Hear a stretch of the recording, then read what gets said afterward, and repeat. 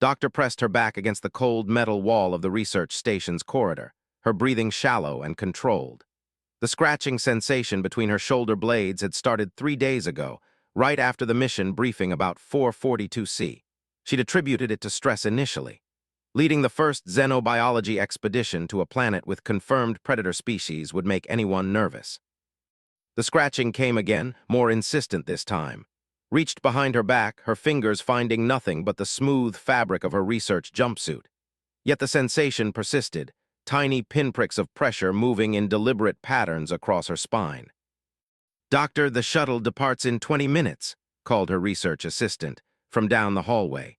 His voice echoed off the sterile walls of the orbital station hovering above 442C.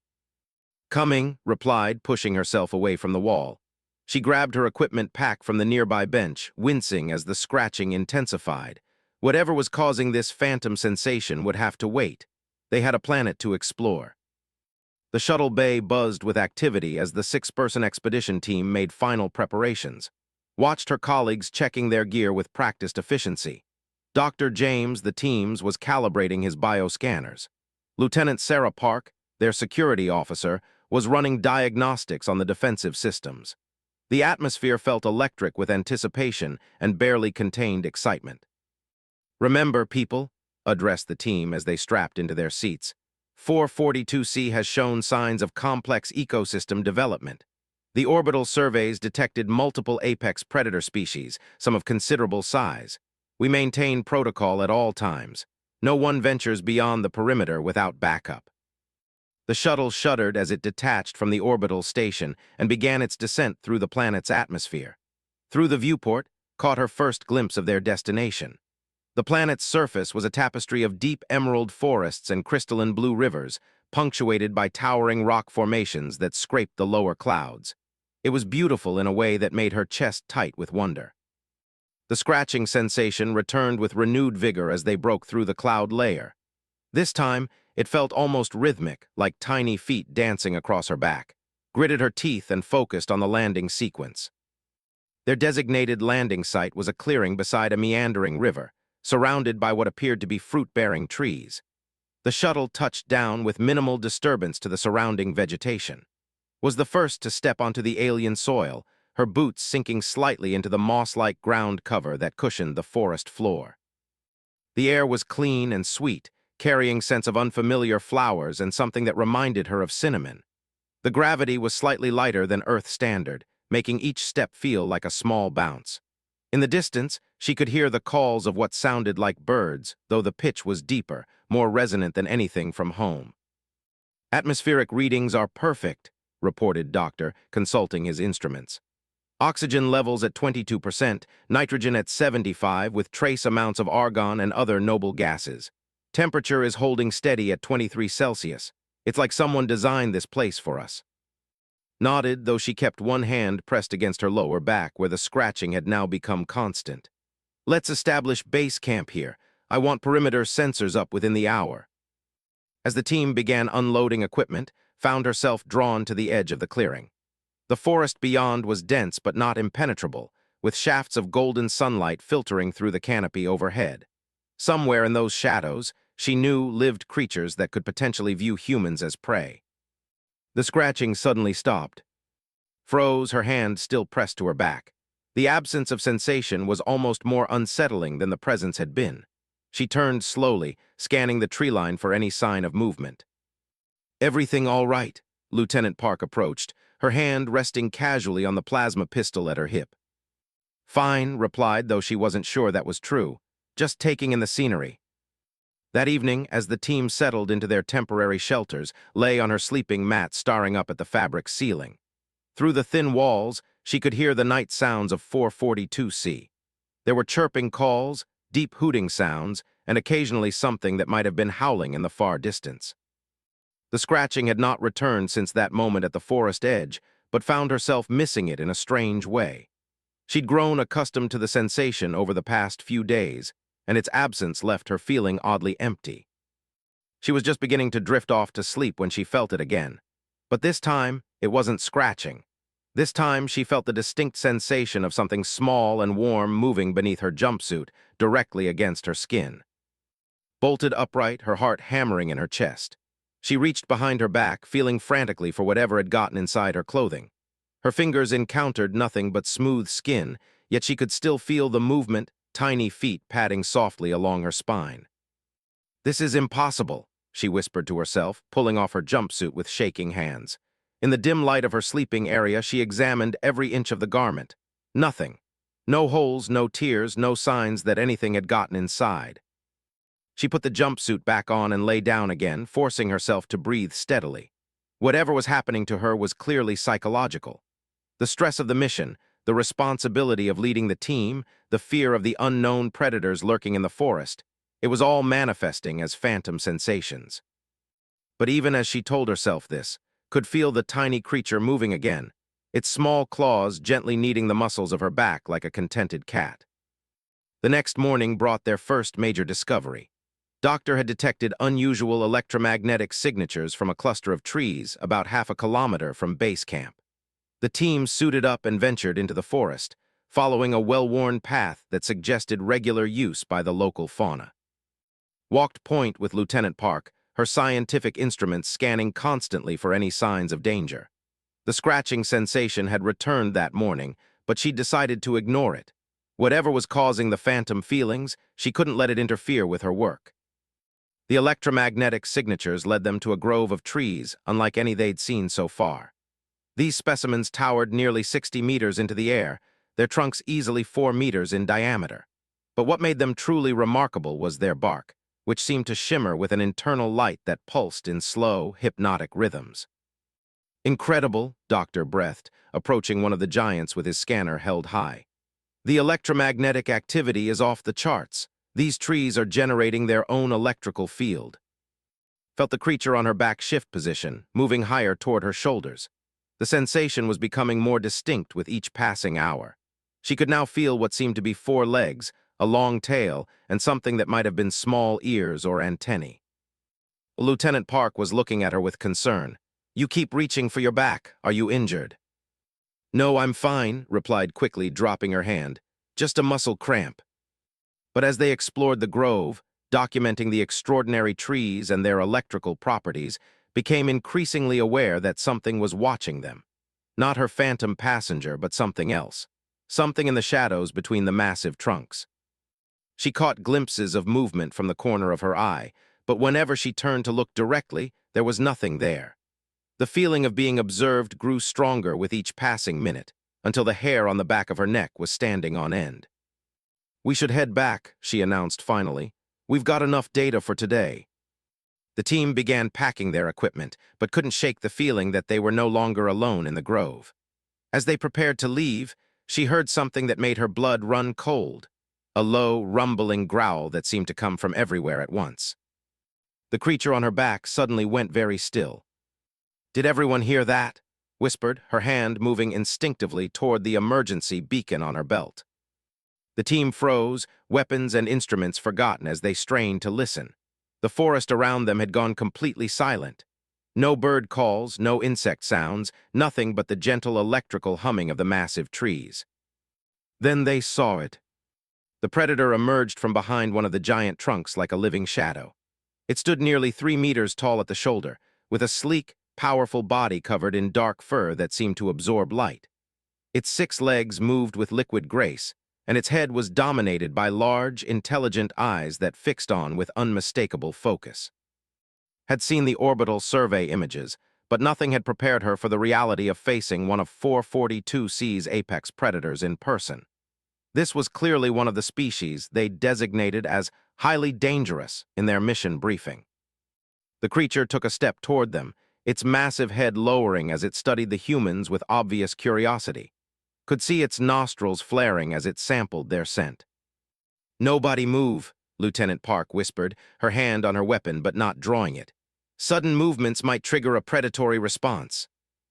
Felt the small creature on her back shift again, and suddenly she understood. The scratching, the movement, the phantom sensations, they weren't phantom at all. Something was actually there, something too small for instruments to detect, something that had somehow attached itself to her without her knowledge. As the massive predator continued its approach, realized that whatever was on her back was trembling. The massive predator was now close enough that could see her reflection in its large, dark eyes. Its breath came in measured puffs that stirred the moss at her feet. The creature on her back had stopped trembling and instead pressed itself flat against her spine, as if trying to become invisible. Made a decision that went against every survival instinct screaming in her head. Instead of backing away, she slowly raised her hands, palms open, in what she hoped was a universal gesture of non-aggression. "Easy there," she whispered, her voice barely audible. "We're not here to hurt you." The predator tilted its massive head, studying her with an intelligence that was both fascinating and terrifying. Could see the powerful muscles beneath its dark fur, the razor-sharp claws that could tear through their environmental suits like tissue paper. This creature could kill their entire team in seconds if it chose to. But something extraordinary happened instead. The predator's ears, which had been pressed flat against its skull, slowly rose to an upright position. Its eyes narrowed slightly, not in aggression, but in what could only interpret as confusion. The creature took another step forward, close enough now that could have reached out and touched its massive snout. Then it did something that changed everything. The predator made a sound it never heard before, a low, warbling call that seemed to vibrate through her chest. It wasn't aggressive or territorial. It was almost mournful. The creature on its back responded immediately. She felt it shift position, moving from her spine to her shoulder blade, and then she heard the impossible. A tiny version of the same warbling call, so quiet she barely perceived it. Its mind raced as the implications hit her. The thing on her back wasn't some random alien parasite. It was connected to this predator, possibly its offspring. The massive creature lowered its head until its snout was level with shoulder. She could feel the warmth of its breath through her jumpsuit. For a terrifying moment, she thought it might be preparing to grab the small creature from her back. Instead, it made the warbling sound again, softer this time, almost gentle. Lieutenant Park whispered urgently from behind her, "We need to move now." But couldn't move. She was transfixed by what was happening. The small creature on her back was responding to the larger one with a series of tiny chirping sounds. It was a conversation, she realized. Parent and child, separated and now reunited. "Stand down, Lieutenant," said quietly, never taking her eyes off the predator. "I think we're witnessing something incredible here." The massive creature began to back away slowly, its eyes never leaving. It called again, longer this time, and felt the small creature on her back shift restlessly. There was urgency in both their vocalizations now. Understood, the parent was calling its offspring to come home. But the small creature wasn't leaving. Slowly reached over her shoulder, her movements careful and deliberate. "It's okay," she whispered, though she wasn't sure if she was talking to the creature on her back or the massive predator watching her every move. "You can go to your parent." Her fingers brushed against something warm and soft. The small creature froze at her touch, then slowly moved into her palm.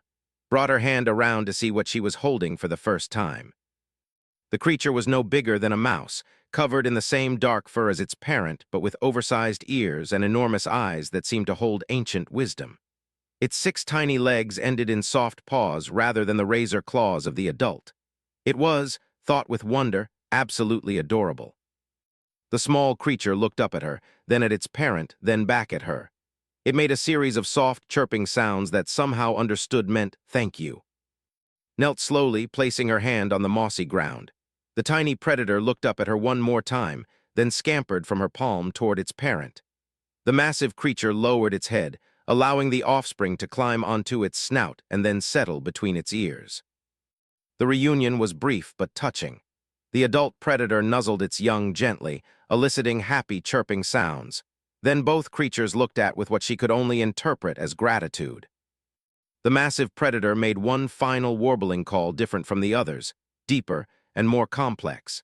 Then it turned and melted back into the forest shadows as silently as it had appeared, carrying its offspring to safety. Remained kneeling on the mossy ground long after they had gone, her mind struggling to process what had just happened. Doctor's voice was filled with awe. "Do you realize what we just witnessed?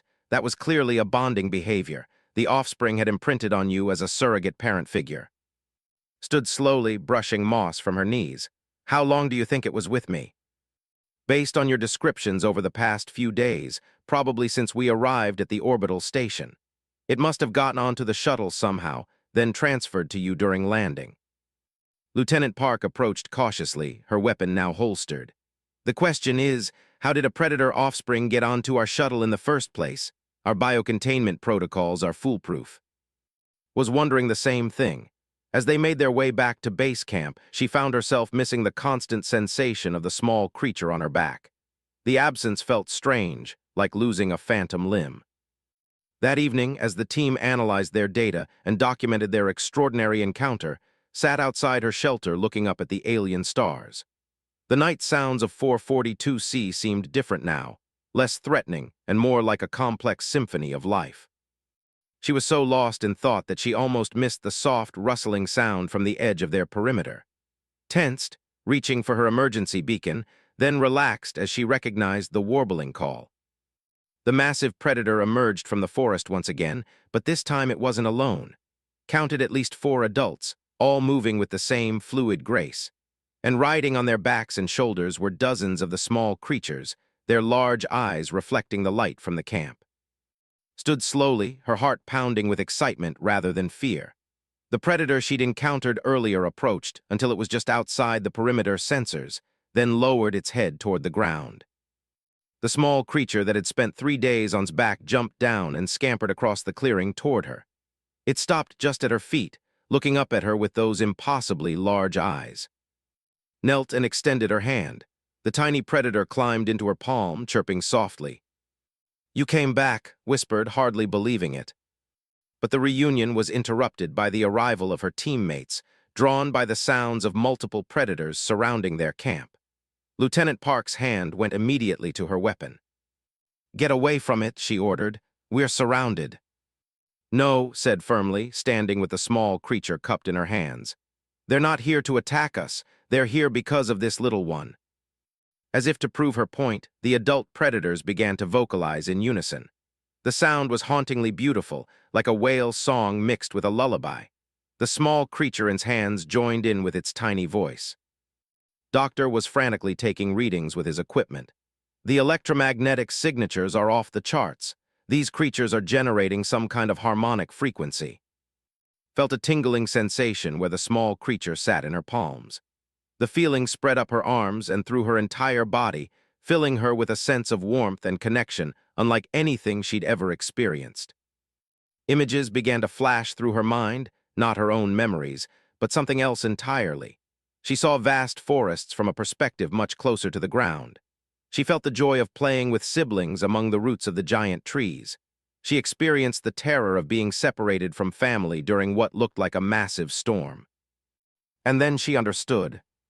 It's not just communication, breathed. It's empathy. They're sharing their experiences with me. The small creature in her hands chirped once more, then jumped down and ran back to its parent. But as the family group prepared to leave, the adult that had first approached did something unexpected. It placed a small object on the ground between them, then backed away. Approached cautiously and picked up the item. It was a crystalline structure, no bigger than her thumb, that pulsed with the same electromagnetic energy as the giant trees. "It's a gift," she realized. "They're giving me a piece of their world." The predator family melted back into the forest, their warbling calls fading into the distance. Stood holding the crystal, feeling its warm pulse against her palm. "This changes everything," Doctor said quietly. "These aren't just predators. They're an intelligent species with complex social structures and the ability to form bonds." Nodded, but her mind was already racing ahead to the implications. If these creatures were truly intelligent, then 442C wasn't just a planet ripe for human colonization. It was already home to a sentient species. As she looked down at the pulsing crystal in her hand, realized that their mission had just become infinitely more complex. They weren't just explorers anymore. They were potentially humanity's first ambassadors to an alien civilization. The question was, what would they do with that responsibility? Spent the next 3 days studying the crystal gift, while the rest of her team documented every aspect of their encounter with the predator family. The crystalline structure seemed to respond to her bioelectric field, pulsing brighter when she held it and dimming when she set it aside. Doctor scans revealed that it contained the same electromagnetic patterns they'd detected in the giant trees, but compressed into a much smaller matrix. It's like a memory storage device, explained during one of their evening briefings. But instead of digital data, it's storing experiential information, emotions, sensations, maybe even consciousness patterns. Turned the crystal over in her hands, feeling its warm pulse against her skin. Since receiving the gift, she'd been experiencing strange dreams filled with images of the forest from perspectives she'd never seen. She was beginning to understand that the small creature hadn't just imprinted on her during those 3 days on her back. The bond had been mutual. "We need to contact Earth Command," Lieutenant Park said firmly. "This discovery changes the entire nature of our mission. We're talking about first contact with an intelligent alien species." New Park was right, but she also knew what would happen once Earth Command learned about the Predator's intelligence. Within months, 442C would be flooded with military personnel and corporate representatives eager to exploit the planet's resources. The peaceful life of the Predator families would be shattered forever. "Not yet," decided. "We need more information first. We need to understand their society, their needs, their capabilities." "We have protocols," Park insisted. "First contact situations require immediate communication with Earth." "And I'm the mission commander," replied firmly. "We gather intelligence first, then we report." That night lay in her shelter holding the crystal and thinking about the small creature that had changed everything. She could still feel the ghost sensation of tiny claws on her back, a phantom reminder of their brief but profound connection. She was drifting off to sleep when the crystal in her hand suddenly blazed with light. Sat up quickly, her heart racing. The crystal was pulsing rapidly now, almost frantically. Through the thin walls of her shelter, she could hear agitated chirping sounds from the forest. Something was wrong. Grabbed her equipment and stepped outside. The rest of the team was already emerging from their shelters, drawn by the sounds of distress coming from the darkness beyond their perimeter. "It's coming from the electromagnetic grove," Doctor reported, checking his scanners. "Multiple signatures, all showing extreme agitation." Made a decision that would have horrified Lieutenant Park if she'd been awake to witness it. She grabbed her emergency kit and headed for the forest. "Wait," called after her. "We need backup, we need weapons." But was already disappearing into the trees, guided by the pulsing crystal in her hand and the increasingly frantic sounds of the Predator families in distress. The grove was in chaos when arrived. At least a dozen adult predators were circling the giant trees, their calls echoing through the night air. Some were climbing the massive trunks, while others were digging frantically at the base of the trees with their powerful claws. Crystal was now blazing so brightly that it illuminated the entire clearing. As she approached, several of the predators turned toward her, their eyes reflecting the crystal's light. She recognized the adult that had first approached her. It was standing at the base of the largest tree, calling repeatedly toward the upper branches. Followed its gaze and saw the problem. High up in the canopy, caught in a tangle of electromagnetic vines that were crackling with dangerous energy, were at least 6 of the small offspring. They were trapped, unable to climb down because of the electrical discharge surrounding them. Understood immediately. The giant tree's electromagnetic field had surged for some reason, creating an electrical barrier that the young couldn't cross. Their parents were trapped below, unable to reach them.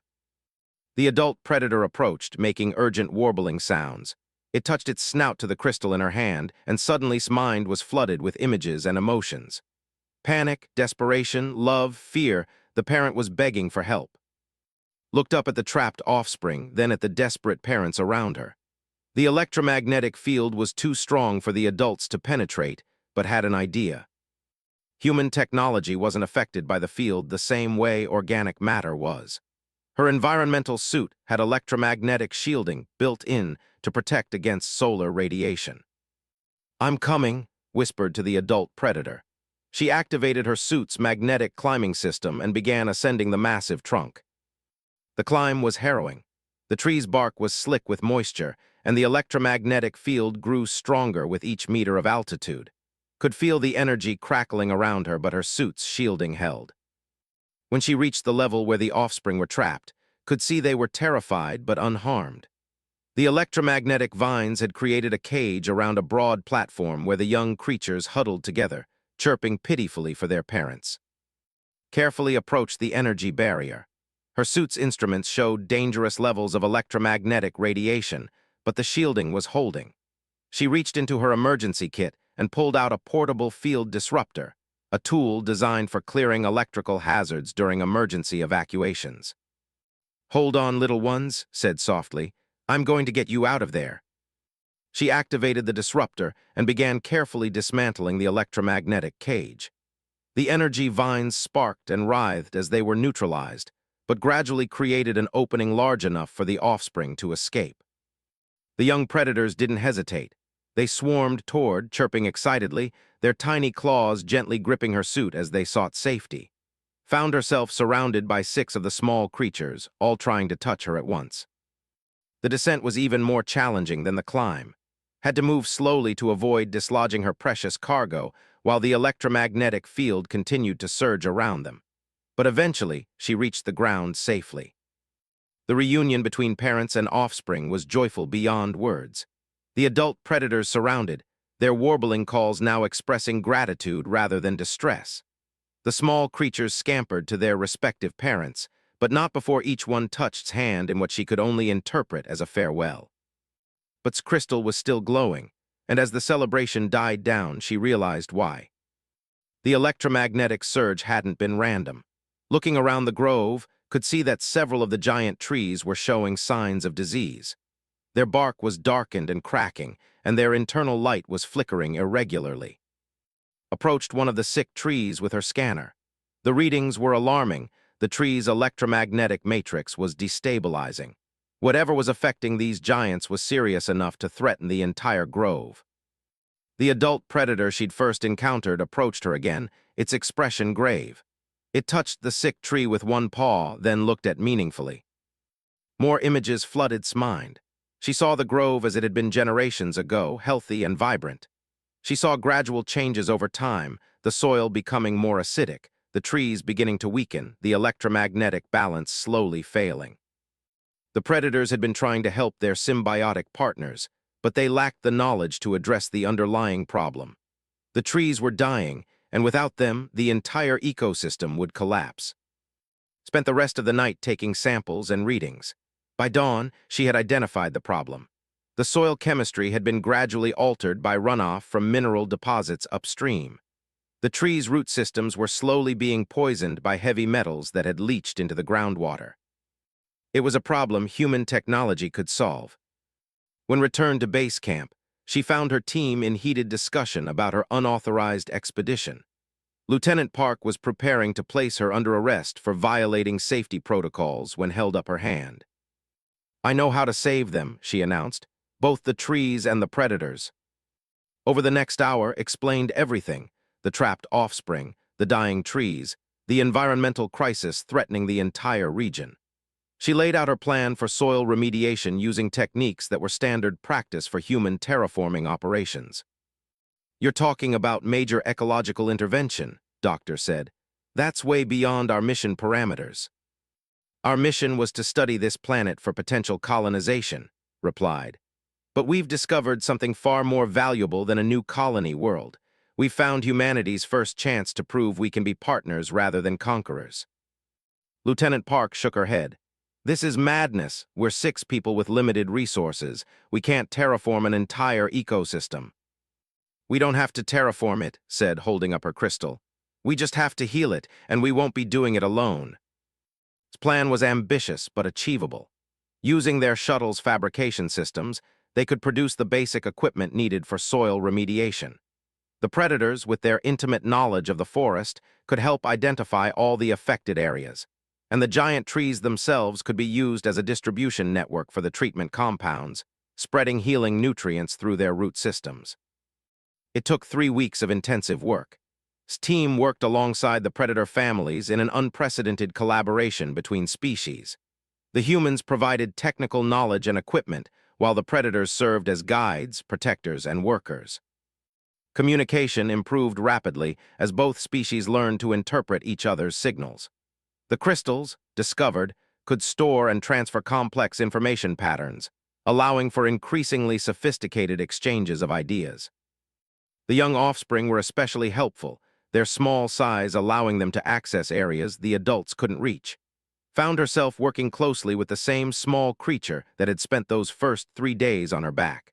Their bond had deepened into something that transcended species boundaries. By the end of the third week, the results were remarkable.